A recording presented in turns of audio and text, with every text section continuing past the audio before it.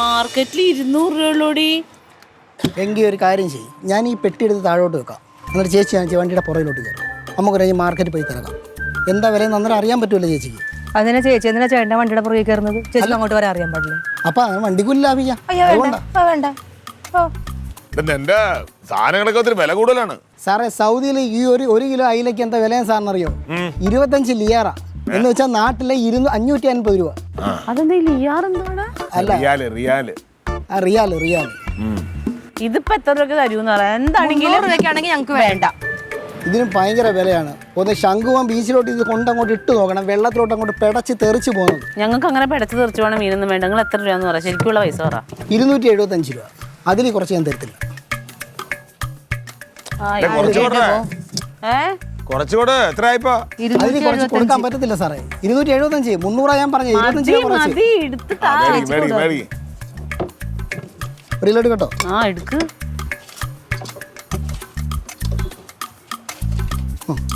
ഒരെണ്ണം കൂടി ഇടായിരുന്നു. എന്താ അലി വലിയ അയിലയാണെന്ന്.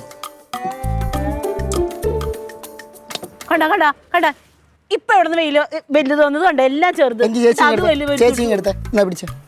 എന്നാ ഒരെണ്ണം വിട്ട് തരാം. ആയല്ലോ. കണ്ട. അപ്പൊ അത് കുഴപ്പമില്ല. എന്റെ കെട്ടിയ പറഞ്ഞാടി വിലയോടുമ്പോൾ എന്തോ പഠിച്ചോണ്ടേ. എന്തോ ലീറ്റോ എന്താ പരിപാടി? മീൻ അയില മേടിച്ചോ? ഓ മേടിക്കാതെ എന്ത് ചെയ്യാനാ? ഇത് എത്ര രൂപ ഇതിന്? 275 രൂപ 1 കിലോ അയിലേ. 300 പറഞ്ഞത്.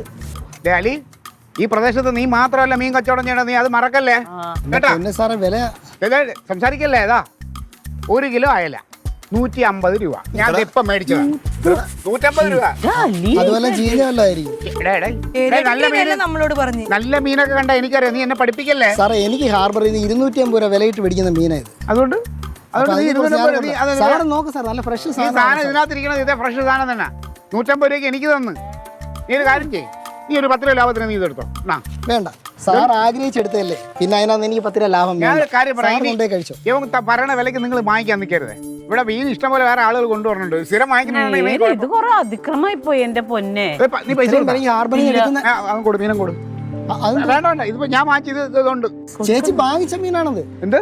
അതുകൊണ്ട് ഞങ്ങളിത് കൊള്ള പൈസക്ക് മീൻ വാങ്ങി തിന്നണോ നിർബന്ധമുണ്ടോ? വേറെ ആർക്കെങ്കിലും കൊടു. വേണ്ട. ശരി എനിക്കും വേണ്ട. അവനവിടെ മേടിച്ചല്ലോ. ഇത് നമുക്ക് എന്തെങ്കിലും എടുക്കാം. അത് കൊടു. പൈസ കൊടു. പൈസ കൊടുത്താ? ഇല്ല, പൈസ തന്നില്ല. പൈസ വാങ്ങിച്ചില്ലായിരുന്നല്ലോ. അതിന്റെ പൈസ ഇതിങ്ങനെയൊന്നും ആളുകളെ പറ്റി തിന്നല്ലേ അലി. ദഹിക്കൂല കേട്ടാ.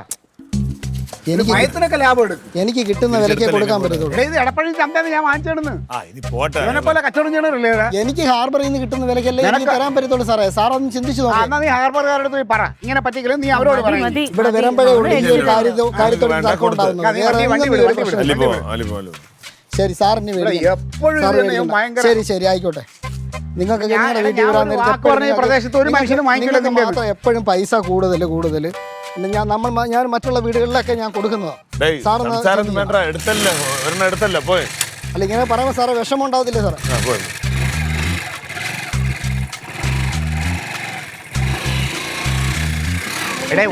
ഒരുത്തൻ 275 രൂപ മീനിന് പറയുമ്പോൾ ആദ്യം നിങ്ങൾ 100 രൂപ പറയണം. അങ്ങനെ പഠിക്കണം കച്ചവടം ചെയ്യും. ഇത്ര ലാഭത്തിൽ കിട്ടിയപ്പോ എനിക്കും കൂടെ 1 കിലോ വാങ്ങിക്കായിരുന്നില്ലേ? പകുതി തരാടി.